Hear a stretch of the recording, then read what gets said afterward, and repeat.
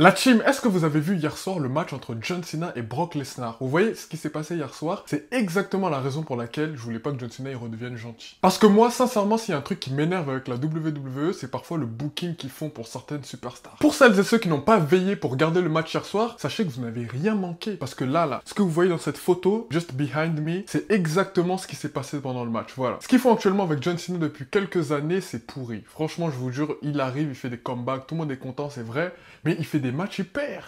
Et pour moi, ça tue sa legacy. Ensuite, ils lui ont donné un heel turn. Franchement, ça pouvait potentiellement être très bien. Et justement, ça a été gâché parce qu'on s'est demandé tous, mais pourquoi est-ce qu'il s'est allié avec The Rock? Et finalement, on n'a pas eu de réponse. Ensuite, John Cena est devenu gentil. Et ensuite, il a perdu une première fois déjà contre Cody Rhodes. Après, là, on peut se dire victoire logique. Il voulait effectivement faire la passation. L'ancien qui donne, entre guillemets, la torche au nouveau. On s'est dit, ok, pas de souci. Mais la perte de cette manière face à Brock Lesnar, déjà, c'est un manque de respect pour John Cena, parce que c'est sa toute dernière année. Normalement, il faudrait le faire partir dans les meilleures conditions. Et en plus de ça, c'est un manque de respect aussi pour les fans, parce que Brock Lesnar, on sait tous que c'est un personnage ultra controversé actuellement. Le faire revenir en plus dans une histoire où on comprend même pas c'est quoi la rivalité, pourquoi John Cena et Brock Lesnar s'affrontent en 2025, vous, si vous avez la raison, dites-la moi. Et ensuite, les deux s'affrontent dans un match ultra rapide et il se fait totalement détruire par Brock Lesnar. Vous savez, là, actuellement, il va lui rester 5 dates. Ça veut dire qu'il y aura potentiellement encore 2 PLE au moins minimum. Et moi, j'ai pas envie que le reste, jusqu'à sa dernière date, parce que là, il en reste plus que 5, ça soit exactement